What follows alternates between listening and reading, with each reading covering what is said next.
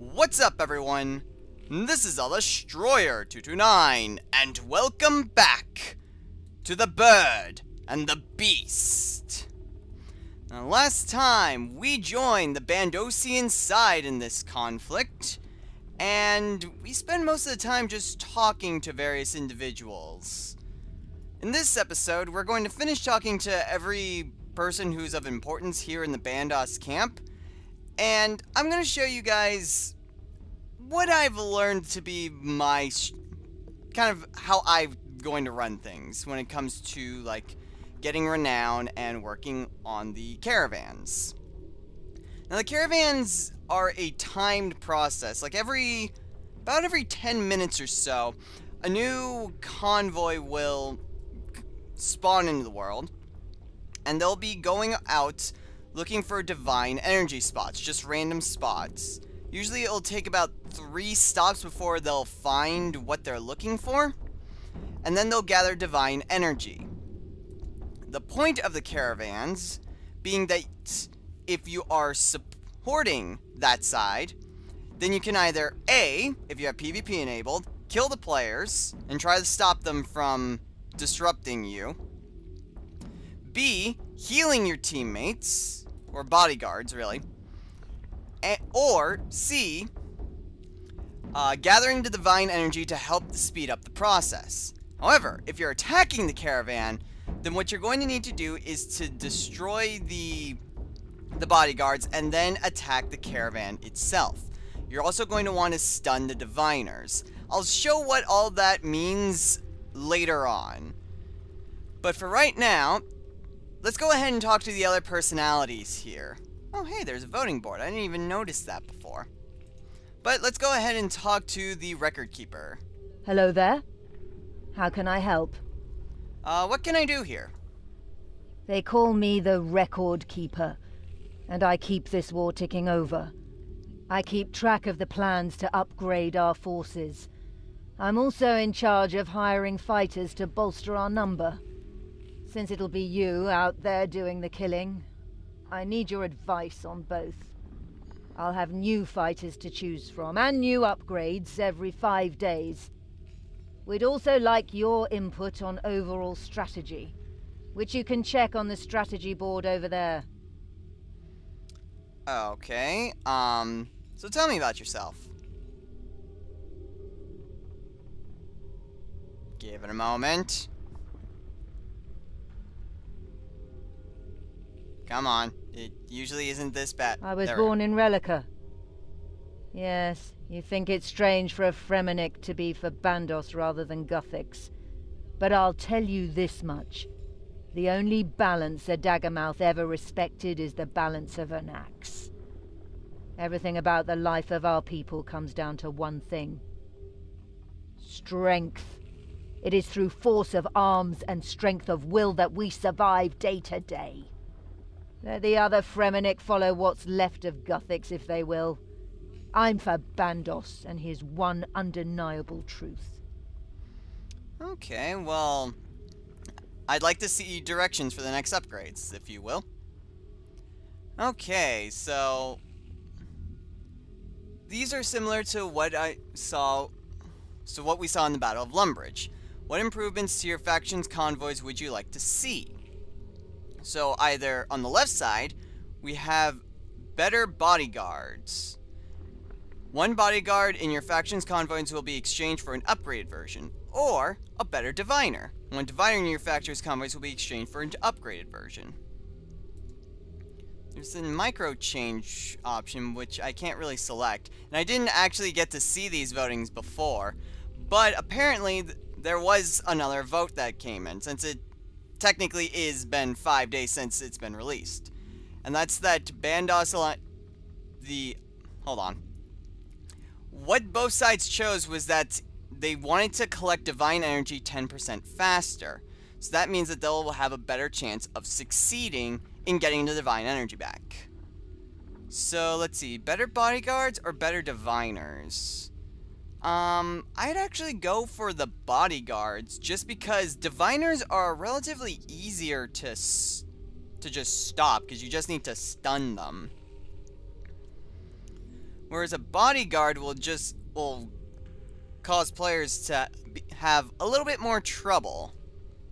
So, do I really want to put in all? I think I'll just put in half my votes. Okay, that's a little more than half, but whatever. Okay, what about army management? Okay, that apparently is Hello broken. there. I'd like to see your options for hiring mercenaries. Okay, so where should we send our recruiters? Okay, so...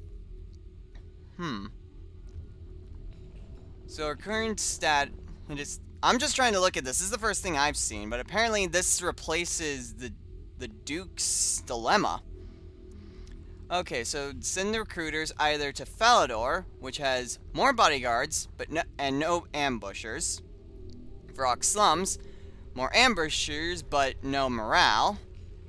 Villages such as Catherby, more battle mages but no ambushers. Or Ardone, more morale but no battle mages. The current status is that bodyguards, ambushers, and battle mages are about divided in 3. Morale is at nothing, though. Last phase is winning choice, which I again missed, unfortunately. Mix of fighters and supporters, balanced recruiting. Really would have liked to have done this before. I would have really liked to have seen this, but I suppose that's my fault for waiting so long. I'll try to be more on the ball about this later. Let's see, so more bodyguards and no ambushers. More ambushers but no morale. More battle mages but no ambushers. Or more morale but no mages. Well, I kind of don't understand what morale gets you, but more bodyguards would make it tougher just overall. So I think I'll put it to Falador. The city of Falador, more bodyguards but no ambushers. I will claim my XP. Divination. Divination is my lowest skill right now. Yeah, let's put in divination. Ooh, 11,000. Alright. Let's head on over to the quartermaster now for our rewards. Good tidings, fellow warrior. What can I do for you? Now, the quartermaster has a little bit of a different job. You can talk to the quartermaster to get rewards as well, but there's also something new in this event, which I really find annoying. But they are the disruptor rods. So let's talk about those. What are disruptor rods? The Disruptor Rod is a weapon that allows you to stop the activities of enemies for a short while. If you use it on them, they will be stopped from building or destroying structures, from attacking our convoys, or healing their own. How do I use it? Use the rod on an enemy who is building, attacking our caravans, or healing their own. This will stop their current action. Each rod can be used 10 times before it is discharged. Alright then. It is a little bit annoying whenever someone uses it, just because, like, you'll be building something or attacking a caravan, all of a sudden, you can't do anything! I just find it more annoying more than anything else. But I would like to... Well, actually, what rewards are available? Let's see what he has to say about those. Bandos lives for battle and respects the strongest warriors. As a strong warrior yourself, you can expect great rewards. The most magnificent is a set of armor, strengthened by the mighty Bandos himself. It's hybrid armor, a good defense against any attacker. It can help you to rapidly recover from performing actions. The more pieces of the set you wear, the greater the chance of rapid recovery. Bandos will also reward you with titles, should you prove your strength. He will grant additional experience in a skill of your choosing. And he will teach you abilities that will help you defeat your enemies. Alright then, I want to claim my rewards. So that basically gives you the 4 different categories. You have the Sacred Armor, which is the War Priest set. You have different titles that you can buy, and emotes that you can also get. You can exchange your renown for experience lamps. And you can get new abilities, which you can use in combat. Now, currently, I don't have the necessary token to get the ability, and honestly, I don't care for emotes or titles. If I can, I'll try my best to get different emotes, but I have absolutely zero interest in getting titles. What I am interested in are two things. The first is the War Priest set, which, while I did say that I would start with Bandos and get, like, the boots and gauntlets and then immediately switch, I think I'm actually going to stay with Bandos until the Tier 3 set is released. Once Tier 3 is out and I get the full War Priest set, then I'll switch to Armadil. That way I'm not just hopping back and forth just so I can get a full set. So I'll go ahead and buy the War Priest of Bandos boots, which are 25,000 renown, and the gauntlets, which are 13,000 renown. Now, renown is a little bit different since the Battle of Lumbridge, the maximum you could get per day was 3,000. Here, the maximum you can get is 30,000. So, basically multiply everything by 10 and you'll have about the same. You'll have a rough estimate of how it compared to what the Battle of Lumbridge's things were. And I do still have a lot of renown left. I think I'll go ahead and just buy the Tier 1 emote. Just so that I get that out of the way. And I can focus on my abilities later. Now here we have the war map. I'm pretty sure I already showed that. Never mind. But we can go ahead and head upstairs, and there's a few more things that people we can talk to. Well, really just the one. And that is the Golem Master. Why isn't this working? What do you want? Who are you? I'm Crush, the great Bandosian who created this fine golem. Bandos picked me to lead the construction of this fine golem because only the wisest Bandosian is up to the job. Sure. I crushed whole tribes in the tough armor I had created. Bandos must have recognized this. I look forward to seeing my mighty golems crush the Armadillian forces effortlessly. So what does the golem do? The golem further increases the power of our ground forces due to its supreme strength. It's a large beast which I can change to fit our requirements. I can also bolster certain parts of its body with machine enhancements or further training. It can defend our convoys or inspire our troops. Better yet, it can fight aggressively, crushing the enemy without mercy. It doesn't last long, though. Use it while it's hot. So, basically, these golems are additional units that will either defend a convoy or attack a convoy. In either case, they will typically go after a player and just try to disrupt them, weaken, kill them, whatever. Whether they're attacking or defending, depending on the golem that is being used. Golems have a crap ton of health, and not only that, but they can absorb a lot of damage. Usually, like, even with my weapons, which I can hit, I can usually hit a couple thousand whenever I use abilities. Well, depending on the ability. Like, the most you can ever really hit is like 100, 150, 175, somewhere around that range. So they have a lot of health, and they absorb a lot of damage.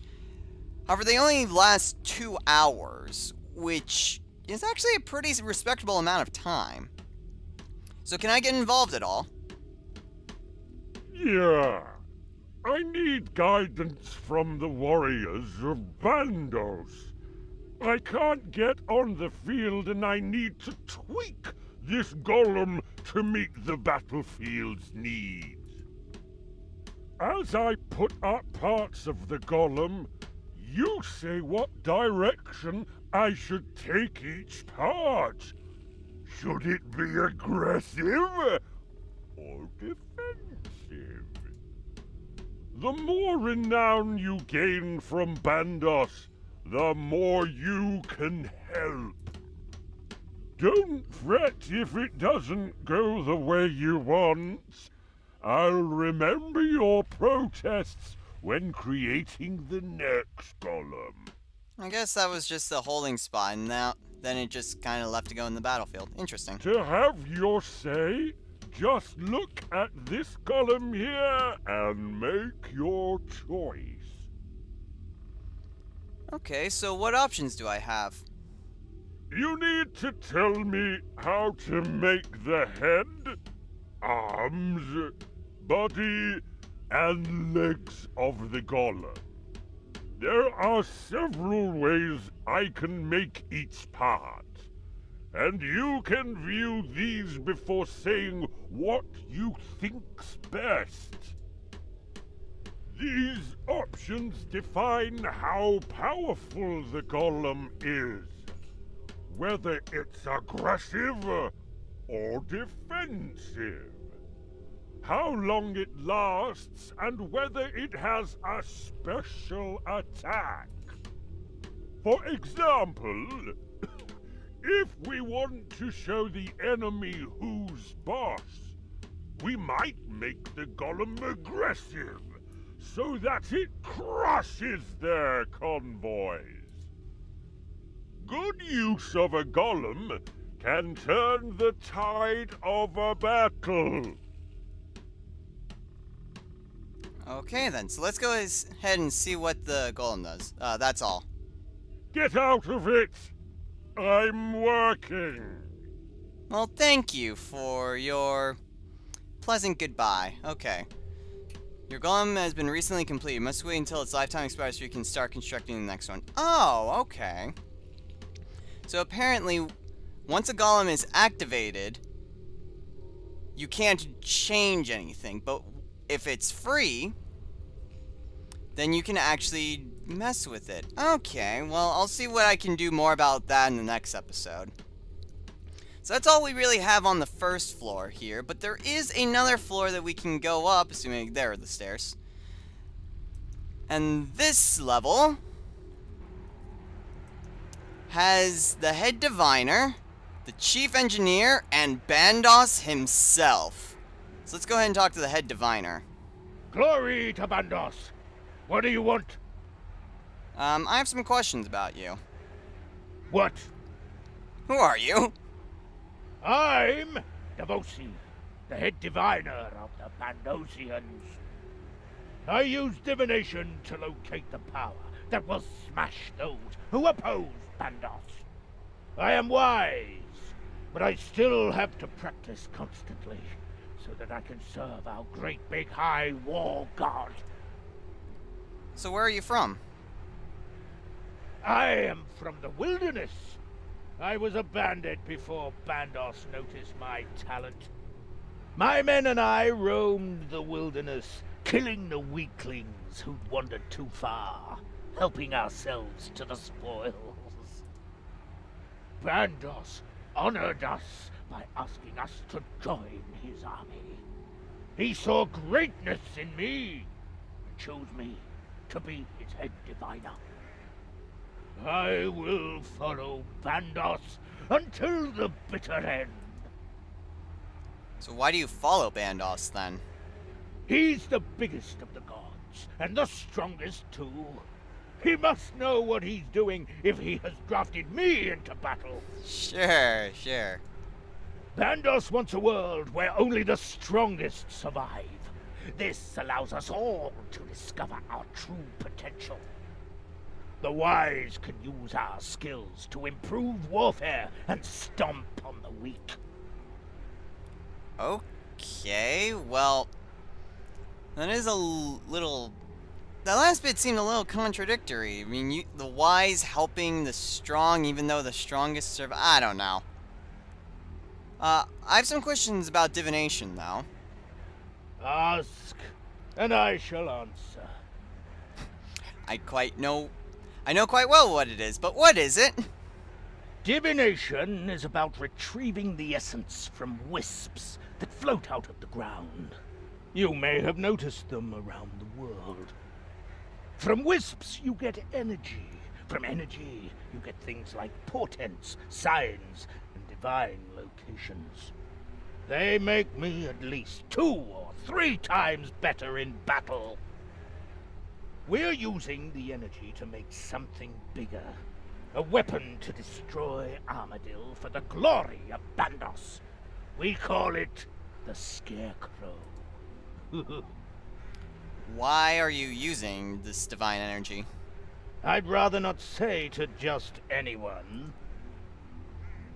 Okay, he might say more, though, once I've proven myself more. So we'll be back to this at a later time. So where'd this divine energy come from? Some people say it's down to Guthix. I say that gives too much credit to Guthix. He was stupid to stop Bandos from being in the world. I say it's the planet leaking out.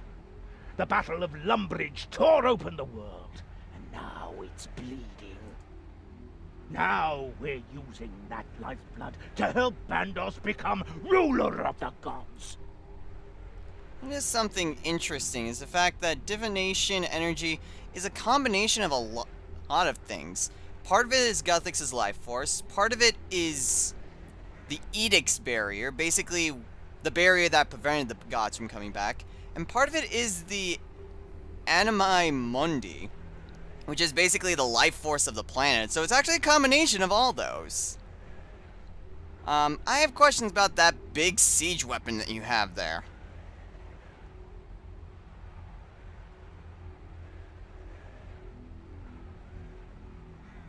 Okay, I'm just going to say what he's saying. I'm not telling you about the Scarecrow, not until you've shown you're worthy. So yeah, we'll be back to him to talk more about what the Scarecrow is. That's all I have to say.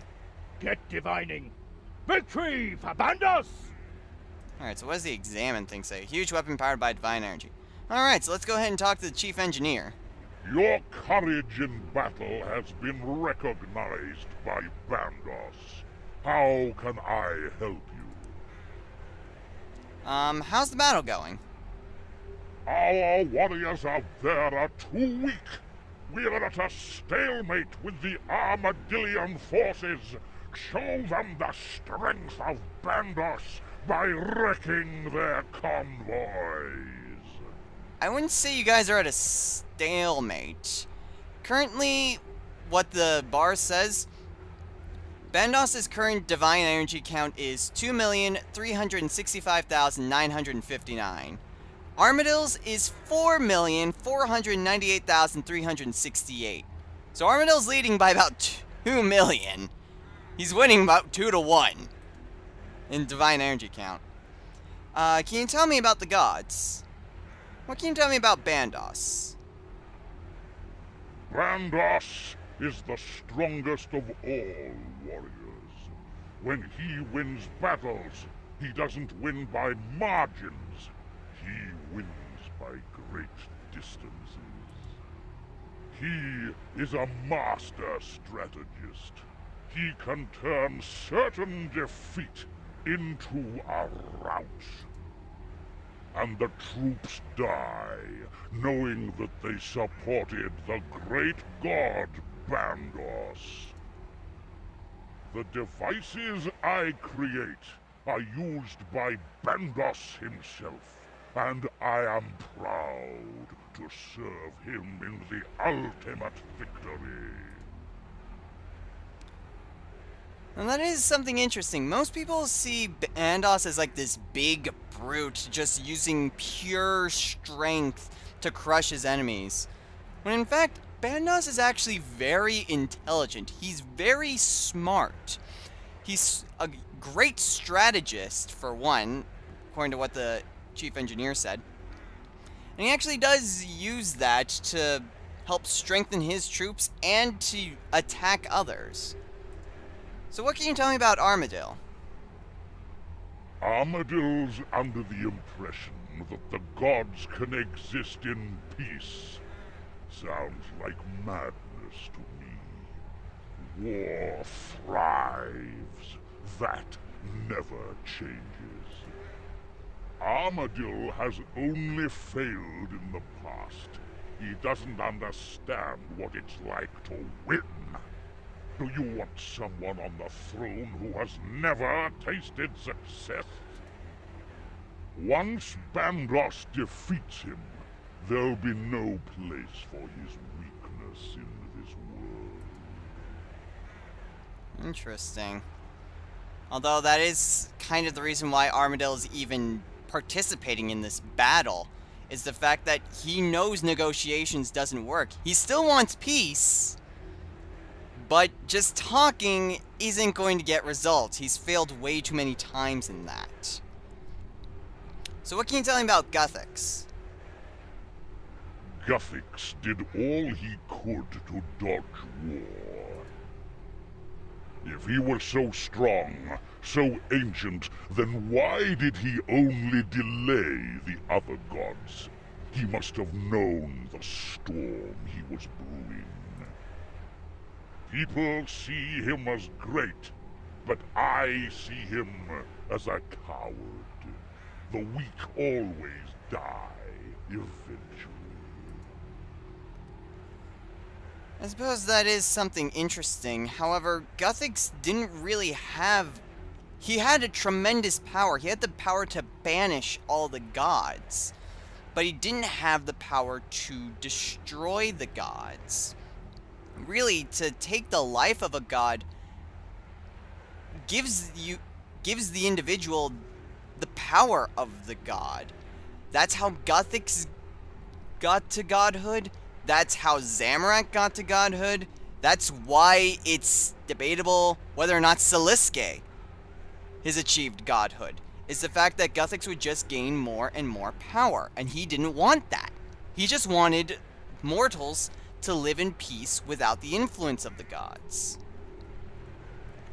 So, maybe he did have the power to destroy the gods, but chose not to use it. Alright, but I have some questions about you. Ask. I might answer. Great, so we may have to come back to him later. So who are you? I'm Zarador, Bandos's chief engineer. I construct weapons and equipment for Bandos and his army. Sometimes the great Bandos even accepts the work we create. I am in charge of the construction of the great siege incantation that will destroy Armadil.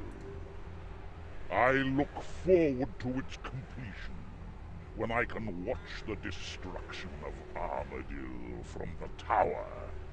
Bandos will ascend to a level no other god can reach. So where exactly are you from? I don't exactly recognize his race. He might be an ogre, but... where are you from? I have lived on Gielinor for many years. We've talked about Bandos's great battles, but I had never seen him. He is everything that I hoped he would be. I am learning and strengthening by working with Bandos. I am privileged to serve him with my engineering skills. So why do you follow Bandos, then? Having been in many battles, I appreciate strength, and Bandos is the pinnacle of that strength. I am armed with the certainty that, with Bandos behind us, we will always be victorious. What a great feeling that is. He has fought in countless battles and never lost one. And with each battle won, he rewards those who have served him. That is why I serve. I really doubt that Bandos has never lost a battle, but whatever. How did you gain your engineering skills? No, I will not talk of that, except to a warrior who could match me in battle. Okay, we're gonna have to come back to that later then. What happened in your previous battle? Probably won't talk to that, but it's worth a shot. I won't tell any old grunt how I learned the secrets of my trade. Dang. Okay, back to the present. Okay, I don't really have any questions about my orders. That's probably going to be redundant, and the fact that we've already pretty much gone over, so I have no more questions. Now go join the battle for Bandos! Okay, I probably won't be able to show off what the caravans are this time. Really, these last two things have just been dedicated to just background information, exactly what is going on, but I will show you guys what the construction of the nodes and the caravans, that is going to be the first thing we're going to do in the next one. But before I end things off, we can go ahead and talk to Bandos himself. In the Battle of Lumbridge, we couldn't talk to Saradomin or Zamorak, but we can talk to Bandos. Nah, whatever. Speak quickly. We are at war. There we are. Who exactly are you? You know me.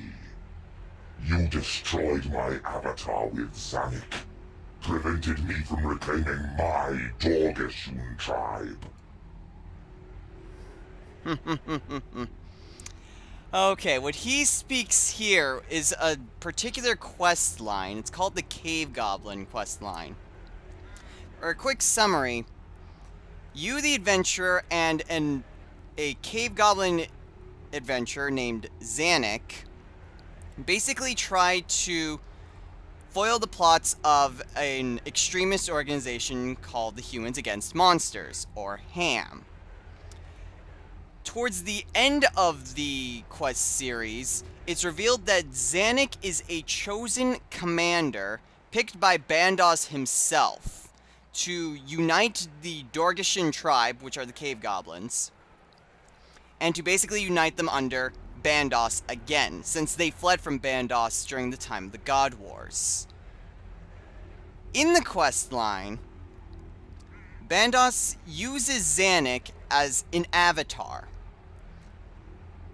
Zanik is able to overthrow that, but a new avatar is created from just a goblin priest that happened to be nearby. And then Bandos, his avatar, gets into a showdown with you and Zanik. Now, Zanik is actually one of my absolute favorite characters in the entire game. I defeated you before, Bandos, and I could do it again.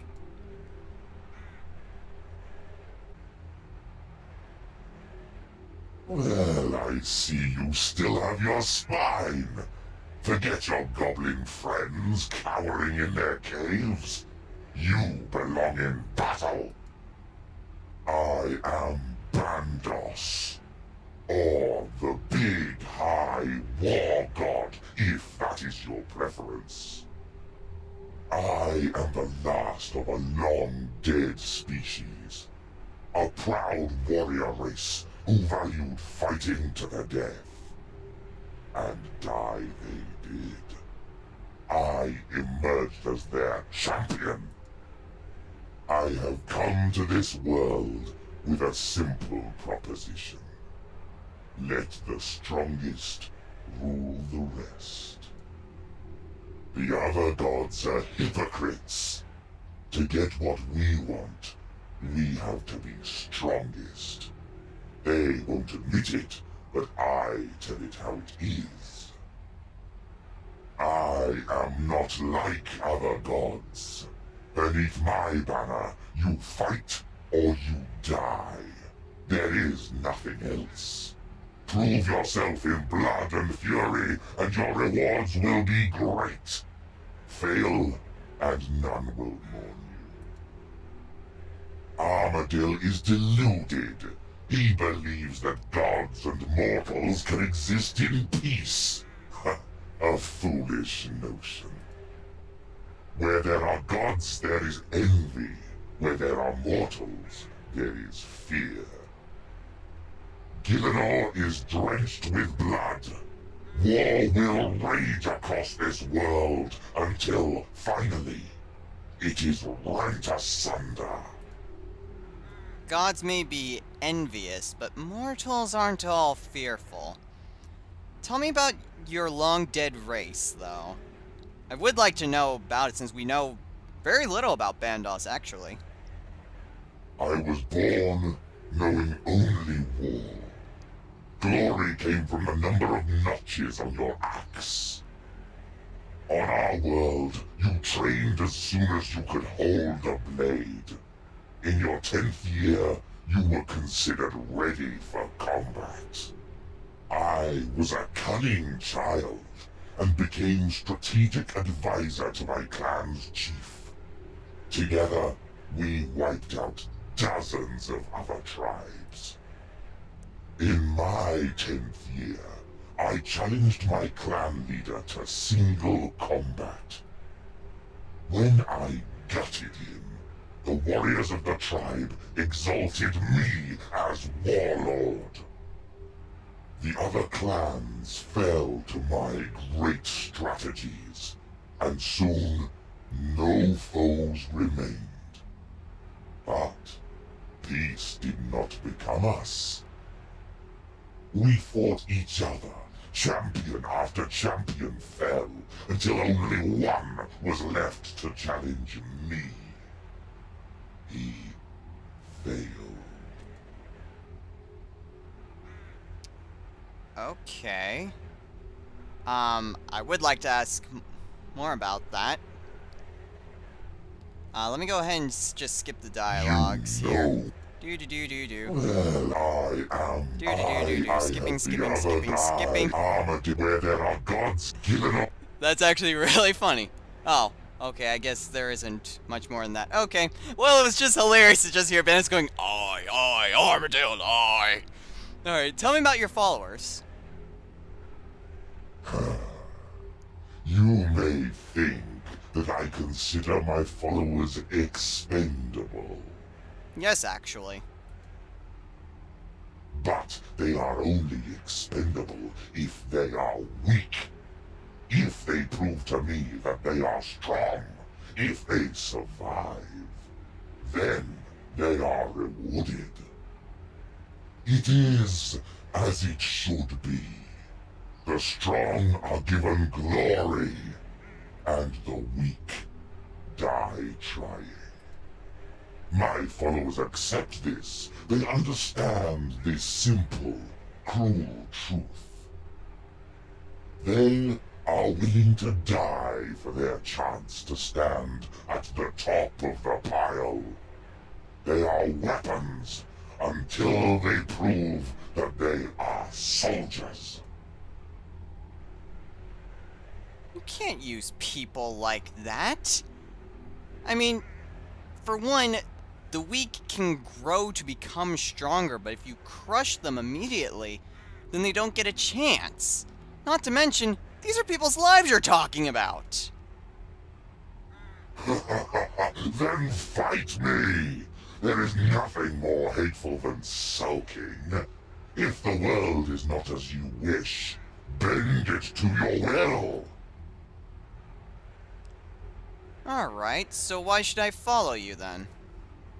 I envisage a world where life and death are simple, where greatness is rewarded.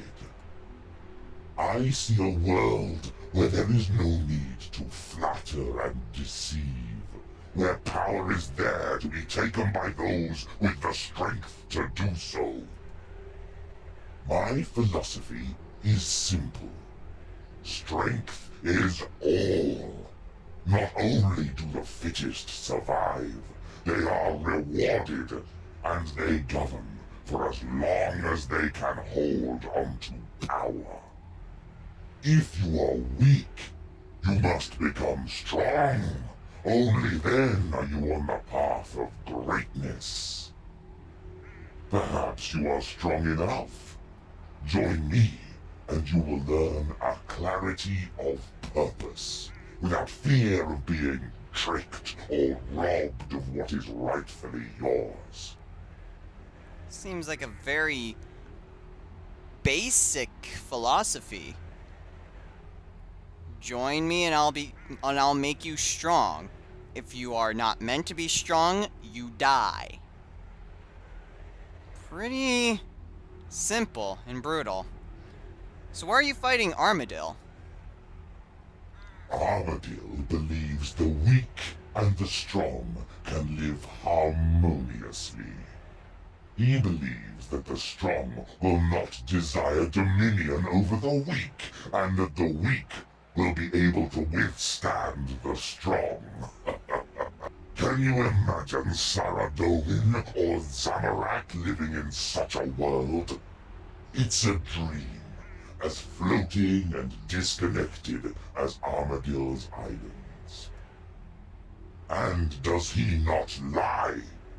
Armadil claims he cannot abide war, yet he stands here with his armies. I say hypocrite. He says he wants to give people their freedom, but he still claims them as his own. I say hypocrite. As you saw at the Ascension, Sliske will award the Stone of Jas to whoever kills the most gods. I intend to simplify this war. I intend to seize the stone.